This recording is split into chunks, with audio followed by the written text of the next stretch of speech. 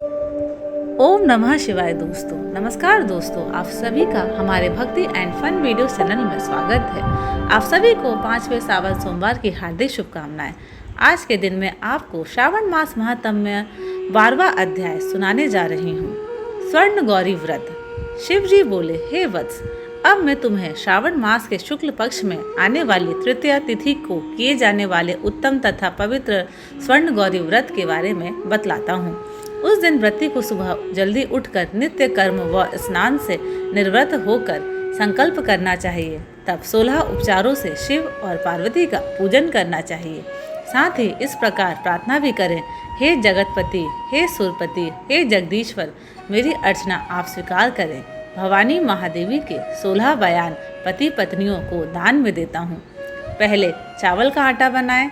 चावल के आटे से बनाए गए 16 मीठे पकवान बांस की 16 टोकरियों में सजाकर उनके साथ वस्त्र आदि रखकर स्वर्ण अलंकार आदि से सजाकर अपनी पत्नी सहित ब्राह्मणों को बुलाकर अपने सम्मुख बिठाकर बोले, मैं व्रत को पूरा करने के लिए फल प्राप्त करने के लिए यह आपको देता हूँ। वस्त्राभूषण अलंकार आदि से परिपूर्ण पतिव्रत धर्म सहित शाभन सुहासिनी इसे ग्रहण करें। इस प्रकार 1 वर्ष, 4 वर्ष, 8 वर्ष और 16 वर्ष तक व्रत कर तत्पश्चात पूजा पूरी करने के बाद ही उद्यापन करें। कथा सुनने के बाद महर्षि व्यास की पूजा करें। सनत कुमार ने शिव जी से पूछा, हे प्रभु, पहले यह व्रत किसने किया था? इसका महात्म्य क्या है? यह सब आप मुझे विस्तार से बतलाएं। शिव जी बोले, हे वत्स, यह स्वर्ण गौरी व्रत पृथ्वी के समस्त प्राणियों को धन धान्य से परिपूर्ण कर अतुल धन संपदा का स्वामी बना देता है।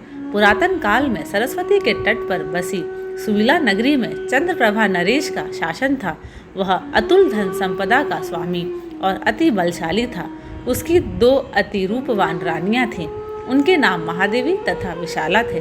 बड़ी रानी महादेवी को नरेश अधिक चाहते थे। एक दिन राजा वन में शिकार खेलने गए।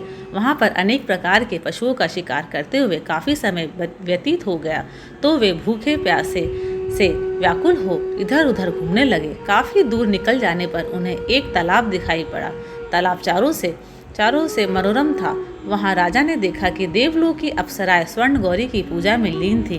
उनको राजा ने कहा, हे देवियों, आप यहाँ किस प्रयोजन हेतु यह पूजन कर रही हैं? इस पर उन्होंने उत्तर दिया, हे नरेश, हम सब स्वर्ण गौरी की पूजा कर रही हैं। इस व्रत के फलस्वरूप प्राणियों को प्रत्येक प्रकार की धन संपदा मिलती है। इसलिए हे नरेश, आपको भी अपनी प्रजा की भलाई एवं धन प्राप्ति के लिए यह व्रत अवश्य करना चाहिए। इस पर राजा बोले, हे देवियों, इस व्रत को करने की विधि मुझे मालूम नहीं है, वह आप मुझे बतलाएं। इससे प्राप्त होने वाला फल भी मुझे कह सुनाइए। अप्सराएं बोली, हे नरेश, श्रावण मास में शुक्ल पक्ष में आने वाली तृतीया तिथि को यह व्रत किया जाता है। इसमें शिव पार्वती का श्रद्धा और भक्ति से पूजन किया जाता है। इसके लिए पुरुष वर्ग अपने दाएं हाथ में 16 तार का डोरा और स्त्री वर्ग 16 तार का डारा गले या बाएं हाथ में बांधते हैं। इस व्रत की बस यही विधि है।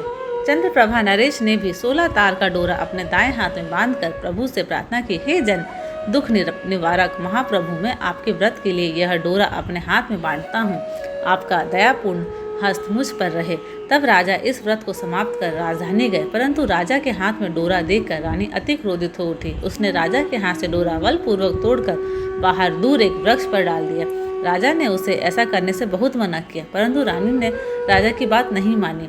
उस डोरे के स्पर्श से वह सूखा पेड़ अल्पकाल में ही हरा भरा हो गया। छोटी रानी इससे बहुत प्रभावित हुई।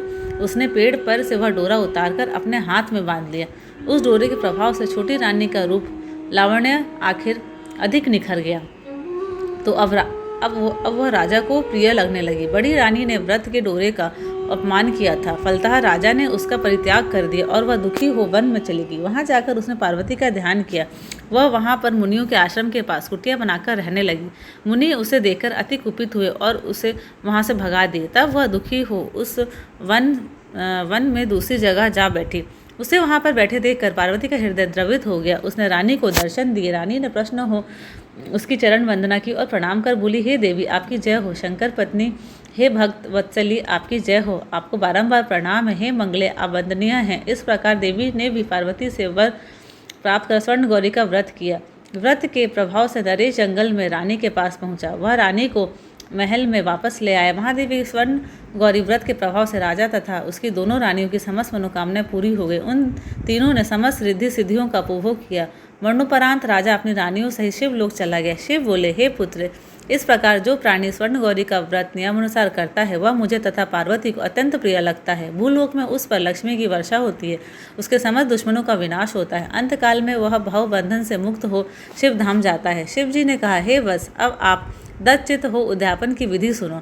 शुभ तिथि, शुभ वार, चंद्र बल व तारा बल हो जाने पर मंडप में अस्त्र पत्र कमल पर अनाज से परिपूर्ण कलश रखकर उस पर तांबे का पात्र जो 16 पल का हो रखे, उस पर भी एक बड़ा पात्र रखें जो तिल से परिपूर्ण हो। सबसे ऊपर शिव पार्वती की प्रतिमाएं रखें, उनके साथ 2 सफ़ेद वस्त्र तथा यज्ञोपवीत भी रखें। विधि अनुसार वेद मंत्रों से पूजा करें, रात्रि जागरण भी करें। दूसरे दिन ग्रह होम और अधान होम करें, तब 1000 अथवा 100 आहुतियाँ दें जो मिश्रित तिल की घी में मिलाकर बनी हो। आचार्य का भजन करके उसे वस्त्र, आभूषण, गौ आदि दान में दे। तब 16 बायन दान करके ब्राह्मणों को भी भोजन कराएं। ब्राह्मणों को भी अपने धन की क्षमता के अनुसार स्वयं पत्नी सहित दक्षिणा दें। श्रावण मास महात्म्य अध्याय 12 स्वर्ण गौरी व्रत का फल। इस 12वें अध्याय के पाठ व श्रवण से शिव पार्वती कृपा व शिव धाम की प्राप्ति होती है। धन्यवाद।